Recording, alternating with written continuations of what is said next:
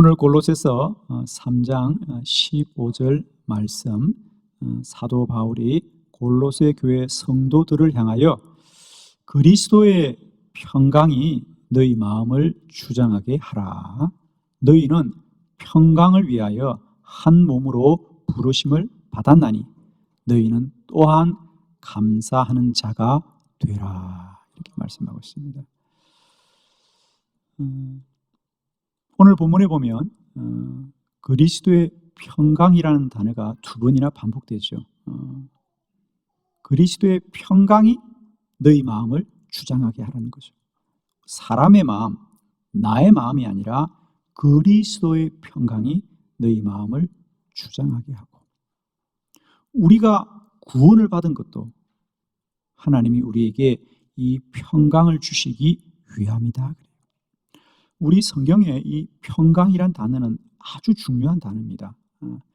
우리 주님께서도 내가 이 땅에 온 것은 너에게 평강을 주려 함이다 그랬죠.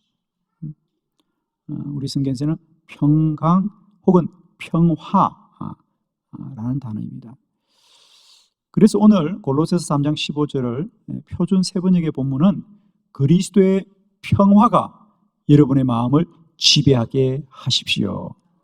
이 평화를 누리게 하시려고 여러분을 한 몸으로 부르셨습니다. 하나님이 우리를 부르신 이유는 뭐냐?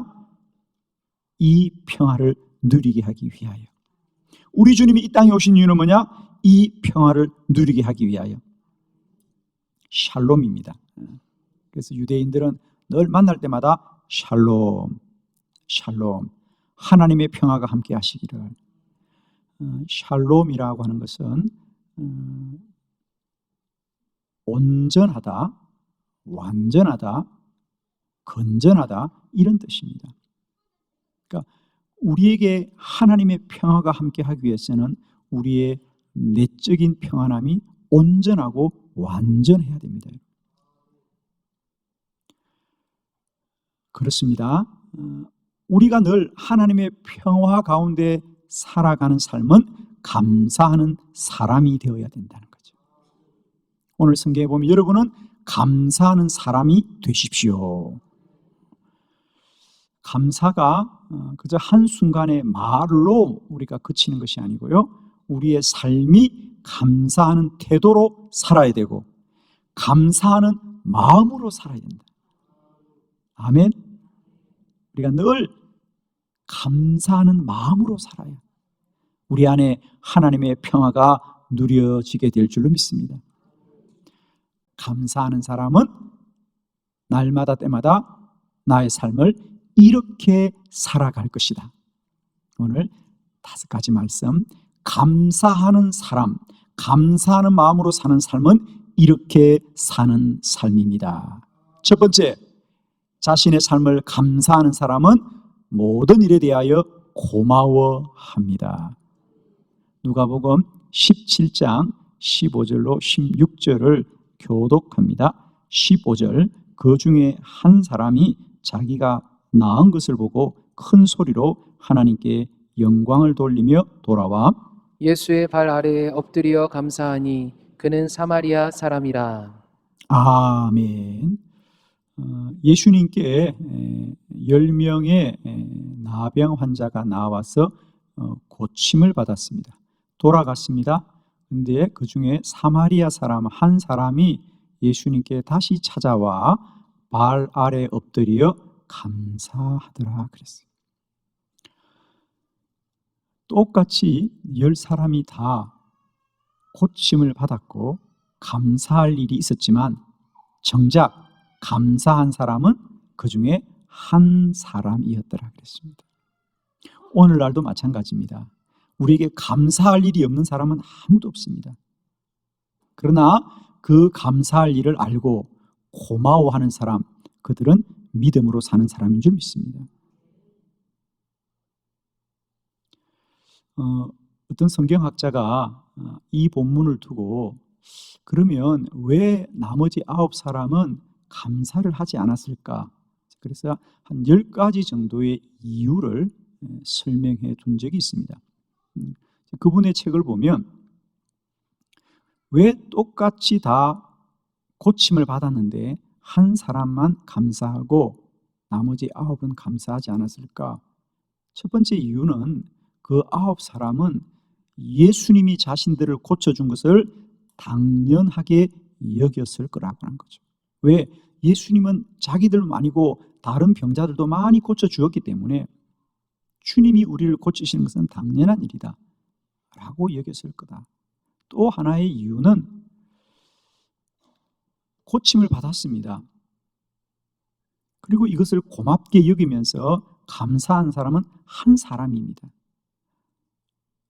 대부분의 9명은 다 그냥 이 일을 지나가는 겁니다. 그러니까 자기들이 생각할 때 저 사람도 그냥 지나가는구나. 저 사람도 그냥 지나가는구나. 이것이 당연한 것이구나.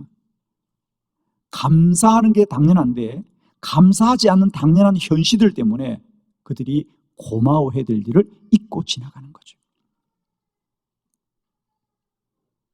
우리가 살아가는 날들 내 삶의 모든 것이 하나님의 은혜이고 감사라고 깨닫는 사람들은 이제 고마워하게 되는 거죠. 오늘 이 사마리아 한 사람은 그럼에도 불구하고 하나님이 자신에게 베푸신 이 일이 너무도 감사하여서 예수님의 발 아래 엎드려 고마워합니다. 사랑하는 성도 여러분, 우리가 나에게 베푸신 모든 것이 하나님의 은혜라고 믿어지면 우리 이제 모든 일에 감사할 뿐 아니라 그 감사가 고마움으로 고백되고 표현되기를 원합니다.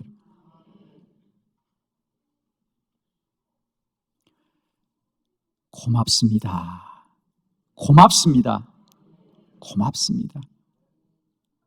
우리가 가족들을 향하여서도 고맙습니다라고 좀 고백하면 좋겠습니다. 내 삶의 모든 것이 감사하면 우리는 누리는 모든 것들이 고맙고 또 나와 함께 살아가는 모든 사람이 고맙고 고맙습니다. 할렐루야. 두 번째, 감사로 사는 사람은 칭찬합니다.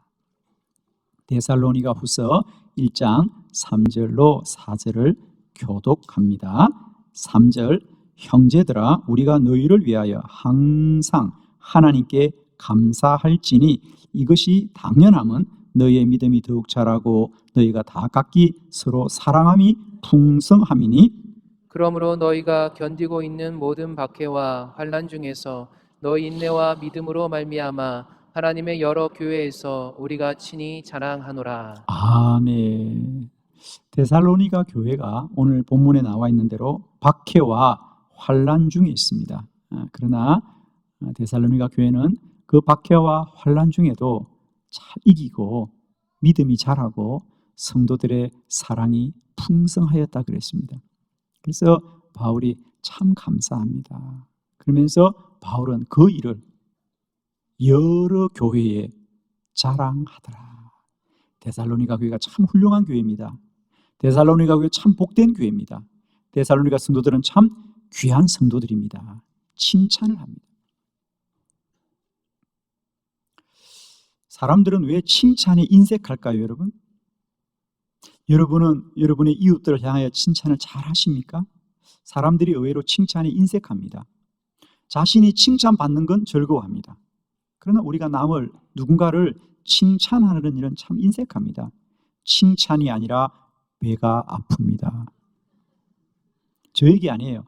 사촌이 땅을 사면 여러분이 해. 배가 아프다. 왜 우리들의 형제가 좋은 일이 생기면 우리는 왜 칭찬하지 못할까? 그래서 우리는 사실은 칭찬하는 게 인색해요. 그러나 이제 나에게 일어난 모든 일이 하나님의 은혜라고 믿어지고 감사하는 사람들은 무엇이든지 칭찬할 수 있습니다. 아멘이죠? 칭찬할 수 있습니다. 왜? 이미 우리는 하나님의 큰 복을 받은 자이기 때문에 그 은혜의 넉넉함에서부터 이제 우리는 능히 이웃을 칭찬하고 그들을 자랑할 수 있어야 되겠죠. 여러분의 입술을 통하여 많은 사람을 높이고 칭찬할 수 있기를 원합니다. 여러분. 그것은 내 안에 주의 감사가 고백될 때 가능합니다. 내 안에 은혜가 충만하면 우리는 모든 비교의식을 이길 수 있습니다. 이미 하나님의 큰 은혜를 받았기 때문에 우리는 얼마든지 누구든지 기꺼이 칭찬을 할 수 있어야 됩니다. 여러분 안에 날마다 때마다 우리 이웃들을 칭찬할 수 있기를 원해요. 여러분, 잘했다고 칭찬해주고 훌륭하다고 칭찬해주고 대단하다고 칭찬해 주십시오. 그리하면 여러분의 공동체 안에 하나님의 평화가 충만해질 겁니다. 우리 혼자만 믿음이 좋다고 우리가 평화로울 수가 없습니다. 평화라는 것은 언제나 관계입니다. 우리의 가정이 화목하는 길, 우리의 교회가 화목하는 길, 우리 공동체가 화목하는 길은 서로가 서로를 높여주고 칭찬하는 것입니다. 그러할 때 우리 안에 하나님의 평화가 충만하고 그 평화가 누려지게 될 줄로 믿습니다. 사랑하는 성도 여러분, 여러분 기꺼이 칭찬하시고 기쁨으로 칭찬하시고 모든 일에 이웃들을 칭찬하고 높여주기를 원합니다. 그러면 우리는 행복해요. 여러분. 서로 시기하면 불행합니다. 다투면 불행합니다. 그러나 서로를 높이면 행복합니다. 그래서 언제나 우리가 그리스도 예수의 평강과 평화가 우리 가정과 공동체 안에 충만하게 누려지시기를 그리스도의 예수의 이름으로 축원합니다. 세 번째, 감사하는 사람은 베풀 수 있습니다. 레위기 23장 22절의 본문이죠. 한 절에 보면 다 같이 합독합니다. 시작. 너희 땅에 곡물을 벨 때에 밭 모퉁이까지 다 베지 말며 떨어진 것을 줍지 말고 그것을 가난한 자와 거류민을 위하여 남겨두라. 나는 너희의 하나님 여호와이니라. 아멘. 오늘 레위기 23장 32절은 이스라엘 백성들의 절기 중에 7.7절 혹은 오순절, 맥주 감사절이라고 불리지는 봄 추수를 마치고 하나님 앞에 감사제를 드리는 것에 관한 말씀입니다. 하나님은 이스라엘 백성들에게 너희는 봄 추수를 하고 하나님께 감사하여라고 하면서 하나님께만 감사할 뿐 아니라 너희는 너희 땅에 곡물을 벨 때에 밭에 모퉁이 있는 것은 남겨두라는 거죠. 그리고 추수하다가 땅에 떨어진 이삭은 줍지를 말고 남겨두라고 합니다. 왜? 그것은 땅을 갖지 못한 나그네들과 가난한 자들과 과부들을 위하여 남겨두라는 거죠.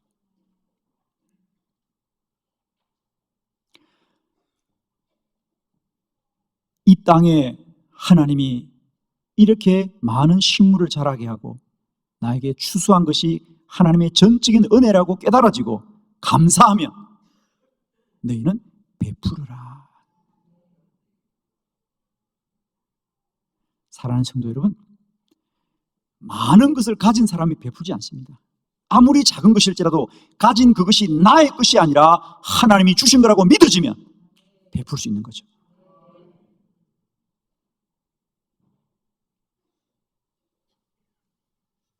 사랑하는 성도 여러분, 우리의 평화는, 우리의 평강은 소유로 임하는 게 아니고 존재로 임하는 거예요.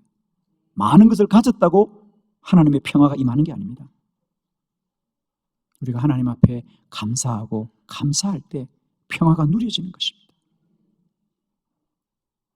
하나님은 이스라엘 백성들에게 너희들이 한 해의 추수를 마치고 정말 감사하거든.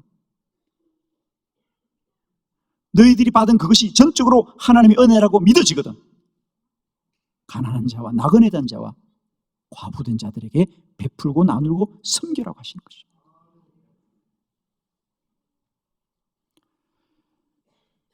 감사로 사는 사람은 베푸는 삶이다. 나누는 삶이다. 섬기는 삶이다. 왜? 이미 나는 하나님의 복을 받았기 때문이라. 그럴 때 우리 안에 하나님의 평화가 누려질 것입니다. 하나님의 평강이 누려질 것입니다. 베푸는 자가 행복합니다. 섬기는 자가 행복합니다. 나누는 자가 행복합니다. 우리는 베풀면 손해라고 생각합니다. 물론 내 것이 나가니까 손해긴 하겠죠. 그러면 내가 많이 가지는 이익 때문에 나를 행복하게 하느냐? 그렇지 않습니다. 여러분. 우리는 그것이 나에게 이익이 되느냐 손해가 되느냐고 자꾸 따지는데, 이제 우리에게는 그것이 나에게 이익이냐 손해냐가 아니라 그것이 얼마나 가치 있는 일이냐 가치 없는 일이냐로 나눠져야 된다는 거죠. 하나님의 평강은 이익이 되어서 임하는 게 아니에요. 많이 가져 임하는 게 아니에요. 그건 가치 있는 일을 할 때 하나님의 평화가 임하는 거죠. 하나님의 뜻을 따를 때 하나님의 평화가 임하는 거죠. 그러므로 감사하는 사람은 베푸는 사람입니다. 섬기는 사람입니다.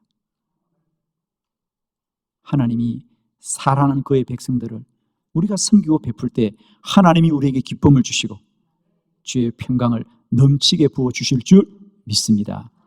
감사하는 사람은 베푸는 사람입니다. 네 번째, 감사하는 사람, 감사하는 마음으로 사십시오. 어떤 마음으로? 용서합니다. 마태복음 18장 32절로 33절 본문을 교독합니다. 32절, 이에 주인이 그를 불러다가 말하되 악한 종아, 내가 빌기에 내가 내 빚을 전부 탕감하여 주었거늘 내가 너를 불쌍히 여긴과 같이 너도 내 동료를 불쌍히 여김이 마땅하지 아니하냐 하고. 아멘. 오늘 마태복음 18장의 본문은 베드로의 물음으로부터 시작이 됩니다. 베드로가 예수님께 예수님, 우리가 이웃을 용서하는 일을 몇 번이나 하면 될까요? 7번 하면 될까요? 그랬습니다. 그러자 예수님이 아니다. 7번이 무엇이냐? 7번을 70번이라도 너희는 용서하여야 한다. 왜? 이미 너희가 하나님으로부터 용서받았기 때문이라는 거죠. 그러면서 예수님이 한 비유를 그들에게 말씀하시기를, 한 나라에 임금이 있고 종이 있는데 종이 임금에게 10,000달란트의 빚을 졌습니다. 갚을 길이 없습니다. 옥을 가야 합니다. 임금이 그 종의 빚을 다 탕감해 주었어요. 그는 자유로운 몸이 되어서 그의 집으로 돌아갔습니다. 그러자 그의 친구가 자신에게 100데나리온의 빚을 갚지 않은 걸 보고 그가 화를 내어서 그 친구를 옥에 가두었습니다. 이 소식을 들은 왕이 그 종을 불렀습니다. 너는 어떻게 되어서 너의 빚은 나에게 10,000달란트를 탕감받았는데 너는 용서받고도 너의 친구가 100데나리온을 갚지 않았다고 그리하느냐? 그러면서 그 종을 옥에 가두었습니다. 여러분, 10,000달란트면 오늘날 우리들의 돈으로 환산하면 수백억, 수천억도 아니고요, 수조억이 됩니다. 아마 100데나리온이면 오늘날 돈으로 그저 한 1,000만 원 정도 될 겁니다. 자신은 임금에게 수조가 넘는 돈을 탕감받았는데 자기의 친구가 1,000만 원을 갚지 않았다고 옥에 가두는 그 종을 과연 임금이 용서할 수 있겠습니까? 우리는 우리 이웃의 작은 잘못들에 화를 냅니다. 그러나 우리는 죽을 수밖에 없는 죄를 탕감받은 자들입니다. 구원받고 사는 자는 오직 용서할 일밖에 없습니다. 이해가 되지 않는다고요? 우리들의 죄가 이해되어서 주님이 용서한 게 아닙니다. 값 없이, 조건 없이 우리의 죄를 용서하셨습니다. 골로새서 3장 13절로 14절 교독합니다. 13절, 누가 누구에게 불만이 있거든 서로 용납하고 피차 용서하되 주께서 너희를 용서하신 것 같이 너희도 그리하고 이 모든 것 위에 사랑을 더하라. 이는 온전하게 매는 띠니라. 아멘. 구원받은 우리는 이제 용서하는 길 외에는 다른 길이 없습니다. 하나님이 나의 죄를 용서하심을 감사하면 이제 우리도 용납하고 살아야 될 줄로 믿습니다. 다섯 번째, 감사하는 마음으로 사는 사람은 인내합니다. 디모데전서 1장 12절로 14절입니다. 12절, 나를 능하게 하신 그리스도 예수 우리 주께 내가 감사함은 나를 충성되이 여겨 내게 직분을 맡기심이니 내가 전에는 비방자요 박해자요 폭행자였으나 도리어 긍휼을 입은 것은 내가 믿지 아니할 때에 알지 못하고 행하였음이라. 우리 주의 은혜가 그리스도 예수 안에 있는 믿음과 사랑과 함께 넘치도록 풍성하였도다. 아멘. 오늘 사도 바울은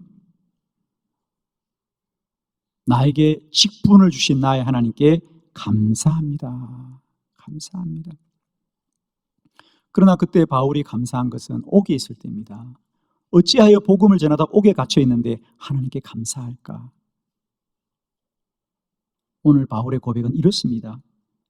13절, 내가 전에 비방자요 박해자요 폭행자였습니다. 내가 주님을 향하여 비방을 하고 박해를 하고 폭행을 한 자인데 오히려 주님은 이런 나를 충성되게 여겨 직분을 주셨으니 나는 이 직분을 감당하는 길에 어떤 고난을 당하여도 나는 감사할 뿐이에요. 내가 복음을 전하면서 맞는 매가 아무리 아플 것이고 옥에 갇힘이 아무리 고통스러울지라도 나를 충성되게 여겨서 나에게 직분을 주신 주의 은혜에 비교하면 아무것도 아닙니다. 하나님의 은혜를 감사하는 자는 모든 고난을 인내하게 됩니다. 사도 바울이 순교하기까지 그 고난을 이겼던 것은 그가 복음을 전하는 일에 대한 투철한 사명감이 있어서가 아니에요. 내가 주의 복음을 잘 전해야 되겠다는 사명감 때문에 고난을 이긴 것이 아니라 주님이 베푸신 은혜가 감사하였어. 그런 모든 고난을 이긴 줄로 믿습니다. 사랑하는 성도 여러분, 오늘 하루하루의 내 고난이 아무리 힘들더라도 이미 과거에 우리가 구원받은 은혜에 비교하면 오늘 내가 감당해야 될 고난은 아무것도 아닙니다. 앞으로 하나님이 복을 주기 때문에 감당한다고 천만의 말씀에 이미 우리는 세상의 그 어떤 것으로 대신할 수 없는 구원이란 가장 큰 복을 받았어요. 이미 받은 은혜가 오늘 나의 고난도 능히 이길 것이고 내일 나의 고난도 이길 것이고 앞으로 어떤 고난이 온다 할지라도 내가 받은 이 은혜는 그 무엇으로도 빼앗길 수 없을 것입니다. 사랑하는 성도 여러분, 우리의 마음을 하나님의 평화로 다스리기를 원합니다. 우리는 이 평화를 위하여 구원을 받았습니다. 감사하십시오. 감사하는 마음으로 사십시오. 모든 순간을 본성으로 살지 말고 이제는 감사하는 마음으로 살아서 모든 일에 고맙습니다. 이웃들을 향하여 칭찬하고 베풀고 용서하고 인내하면서 내 안에 있는 이 평강과 평화가 날마다 때마다 차고 넘치시기를 그리스도 예수의 이름으로 축원합니다.